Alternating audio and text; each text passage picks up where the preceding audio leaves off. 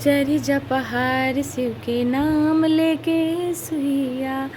तो इन्हीं सब गीतों को सुनकर इंस्पायर होती थी कि मुझे भी जो फ़िल्मी धुन पसंद थे, तो मैं उन सारे गानों पे लिख डालती थी। और क्योंकि टॉपिक मटेरियल ये तो हमें मिल गए थे कि हाँ, शादी ब्याह में ये टॉपिक यूज़ होता है, और भोले बाबा का जो गाना भजन होता है ये टॉपिक, ये वर्ड यूज़ होता है, माता रानी का जो गाना है ये वर्ड यूज़ होता है।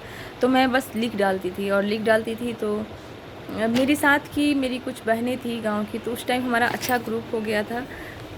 किसी की भी शादी हो हमारे परिवार में, हमारे समाज में, तो बस चलो कुछ गुनगुना ले। एक ने गुनगुनाना शुरू किया, सब ने गाना माइक पकड़ के शुरू कर दिया और अच्छा भी लगता था। अभी तो सब चीज़ें ख़त्म हो गई है, उन सब की जगह डीजे वगैरह ने ले ली है, पर वो जो होता था वो निःशुल्क होता था, और आज भी पूरी तरह से ख़त्म नहीं हुआ है। जैसे स्टार्टिंग जो भी रस्में होती है, शगुन हो, तिलक हो, देवता का गीत हो, संध्या प्राति हो, तो ये सारी चीज़ें तो होती रहती है। और मोतिहारी मुजफ्फरपुर की तरफ जो है लखावड़ी, लखराव भोलेनाथ का अष्टजाम हमेशा होते रहता है, किसी न किसी के यहाँ हमेशा होता है।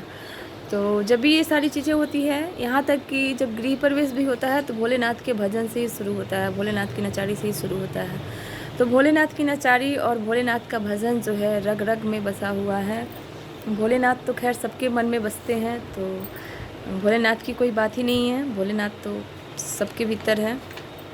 पर उनका जो ये गीत है, जो भजन है, ये सिर्फ सुनने के लिए नहीं, गाने के लिए भी।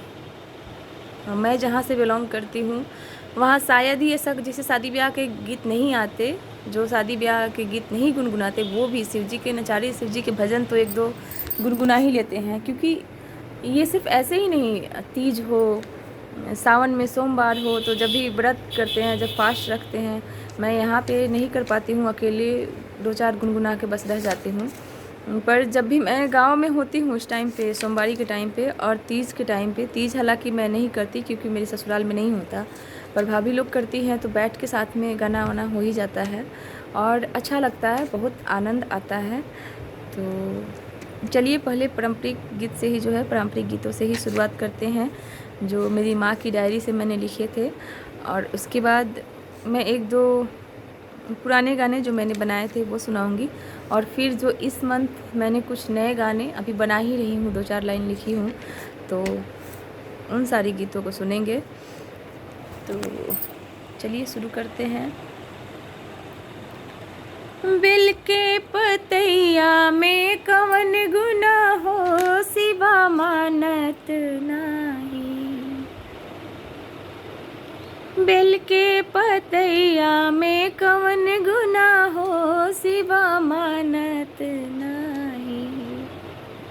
खोआ मलाई शिव के मनहु न भावे, खोआ मलाई शिव के मनहु न भावे। हो भंगिया के गोला में कवन गुना हो, सिवा मानत नाही।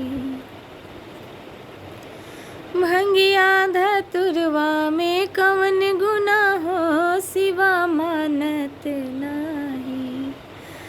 अगला गाना है, मोही लेथिन गौरा सखी के मनवा,